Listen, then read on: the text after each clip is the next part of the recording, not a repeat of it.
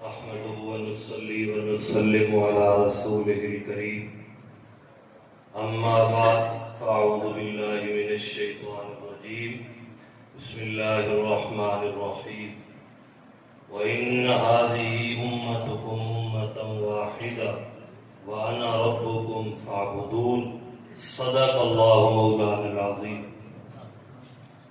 میں انتہائی مشکور ہوں جماعت اہل حدیث طلبہ اور بالخصوص برادر کبیر جناب علامہ مولانا جاوید صدیقی صاحب کا، جنہوں نے مجھ ناچیز کو حضرت علامہ صاحب کی موجودگی میں آپ کے سامنے لا کر کھڑا کر دیا۔ اس قابل تو نہیں ہوں اور نہ ہی بیان کرنا چاہتا ہوں اور نہ کرنا آتا ہے، اور اس کے ساتھ یہ جو ایک فضا بنی ہے، میں انتہائی مشکور ہوں اپنے برادر کبیر جاوید صدیقی صاحب کا کہ انہوں نے انتہائی نازک حالات میں اور اہم موڑ میں اہل سنت کے تمام مسالک اور تنظیموں کو ایک ہی پلیٹ فارم پر لا کر ہماری اس تحریک میں جو اتحاد اہل سنت کے نام سے ہے، اس میں ایک نئی روح ہوں۔ یہ انتہائی مبارکباد کے مستحق ہیں اور داد اور تحسین کے قابل ہیں۔ اللہ ان کی عمر دراز فرمائے۔ دنیا میں ہم اپنا تعارف کراتے ہیں کہ ہم کس قوم کے لوگ ہیں، کس علاقے کے لوگ ہیں، کون سی زبان بولتے ہیں، عرب ہیں، عجم ہیں، پٹھان ہیں، پنجابی ہیں، پتہ نہیں کیا بلا ہے۔ یہ تعارف ہے، یہ تعارف قومیت، لسانیت اور علاقے کا ہے، اور ایک تعارف اس سے بڑھ کے ہم اور کراتے ہیں۔ میں دیوبندی ہوں، میں بریلوی ہوں، میں اہل حدیث ہوں، میں فلاں ہوں، میں فلاں ہوں۔ یہ ہمارا تعارف نہیں، یہ ہمارا تعارف نہیں ہے۔ ہمارا تعارف اس رب نے کرایا ہے جس رب نے ہمیں پیدا کیا۔ اس نے ہمارا تعارف کیا کرایا؟ یا ایھا الناس انا خلقناکم من ذکر و انثی، تمہاری ابتدا اور تخلیق میں نے ایک ہی انسان سے کی ہے۔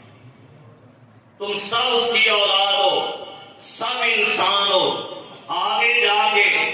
جن کے درمیان تقسیمیں آ گئی ہیں، کبھی برادریوں کی تقسیم ہے، کبھی مذاہب کی تقسیم ہے، کبھی قومیت کی تقسیم ہے، یہ ساری تقسیمیں یہ تعارف کے لیے ہیں، یہ نفرت کے لیے نہیں ہے، یہ فرقہ واریت کے لیے نہیں ہے۔ انہیں اگر اپنے تعارف تک رکھا جائے تو یہ ٹھیک ہے،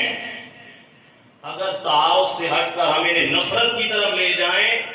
تو یہ بہت ہی غلط بات ہے، جس پر اللہ کے رسول نے فرمایا لوگوں یہ سن لو، عصبیت، تعصب، فرقہ واریت، دشمنی اور نفرت کو مٹاؤ۔ میں اللہ کا آخری نبی نفرتوں کو مٹانے آیا، گورے اور کالے کا فرق مٹانے آیا ہوں، امیر اور غریب کو ایک صف میں لانے کے لیے آیا ہوں، اور آپ نے یہ پیغام دیا لوگوں لیس منا من دعا الی عصبیہ، جو تعصب کی طرف لوگوں کو بلائے، چاہے وہ جس مسلک سے بھی تعلق رکھتا ہو، جس قوم سے تعلق رکھتا ہو، عصبیت کی طرف بلانے والا وہ کوئی اور تو ہو سکتا ہے، وہ امت محمدیہ میں نہیں ہو سکتا۔ تعصب کی طرف بلانے والا، اور آگے فرمایا ولیس منا من قاتل عصبیہ، جو عصبیت پر لڑائی کرے، فرقہ واریت پہ لڑائی کرے، اور دنیا کے ان خود ساختہ ناموں پہ لڑائی کرے۔ میں دیوبندی ہوں اس کی حد میں کہہ دوں، میں بریلی ہوں اس سے باہر نہیں جاؤں گا، میں فلاں ہوں میں انہی کے ساتھ ہی جو کروں گا، صحیح ہوا غلط؟ آپ نے فرمایا جو تعصب پہ لڑے گا، فرمایا وہ ہم میں سے نہیں ہے، اور آخر میں آپ نے فرمایا جو اس تعصب پہ لڑتے ہوئے مر جائے گا اس کا تعلق بھی مجھ سے نہیں ہے۔ میرا ایک پیغام ہے، امت محمدیہ بن کے رہے، یہ تفرقہ بازی، درمیان یہ فرقے یہ صرف اگر تعارف تک رکھیں جس کے لیے رب نے فرمایا پھر تو ٹھیک ہے، لیکن اگر انہیں نفرت کا ذریعہ بنا لیں، انہیں آپس میں دشمنی کی وجہ بنا لیں تو یہ انتہائی غلط ہے۔ اور اس غلطی کی طرف بلانے والے چاہے وہ جس مسلک سے تعلق رکھتے ہیں، چاہے وہ عام ہیں خاص ہیں، میرے نبی نے فرمایا ان کا تعلق مجھ سے ہے ہی نہیں۔ دیکھیں ہم متحد ہو جائیں اور ایک ہو کے اگر امت ہے اور ملت کفر کو ہم پیغام دیں تو انشاءاللہ ہماری آواز کا اثر ہوگا۔ آج افسوس کی بات ہے، اس کا مشاہدہ اگر ہم کھلی آنکھوں سے کریں نا، مسلکی تعصب سے بالا تر ہو کر اگر یہ چیز سوچیں تو ہمیں سمجھ آئے گی